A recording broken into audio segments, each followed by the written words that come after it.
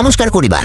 আজ আমি মাছের খাঁচা তোলার সময় পার করে ফেলেছি, আর তার ফল হলো বেশ কিছু মাছ নষ্ট হয়ে যাওয়া। এই যে আমি খাঁচা তুলতে যাচ্ছি, আর আজ আমার একটু দেরি হয়ে গেছে, কারণ নৌকায় একটা সমস্যা সমাধান করতে হয়েছিল। এটা দেখুন, যেমনটা আমি ভেবেছিলাম যে খাঁচায় পচা মাছ থাকবে, এই যে প্রথমটা, আর এটা একটা সুন্দর মারলুচা। পাখিরা নিশ্চয়ই এটাকে টেনে এখানে প্রবেশ পথে নিয়ে এসেছে। আমি ফাঁদে ঢুকবো, যদিও জানি যে আমি কিছুই ঠিক করতে পারবো না। এখানে অন্তত আমি পরিষ্কার করব খাঁচার ভেতর থেকে মরা মাছগুলো বের করে। আমি তো মরা মাছ দেখতেও পাচ্ছি না।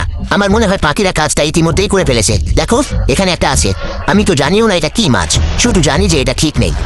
আর এটা বেশ সুন্দর, ভালো মাপের একটা মাছ, একটা কড়া ঝোলের জন্য দারুণ হতো। আরে বাবা, এই মাছটাও হারালাম। এতে আর আশ্চর্য কি, 3 দিন হয়ে গেল আমি গোয়ালে আসিনি। দেখো, এখানে একটা ছোট সয়াবিন আছে। এটা সম্ভবত নষ্ট হয়নি, কয়েক ঘন্টা আগের ভাটার কারণে এসেছে।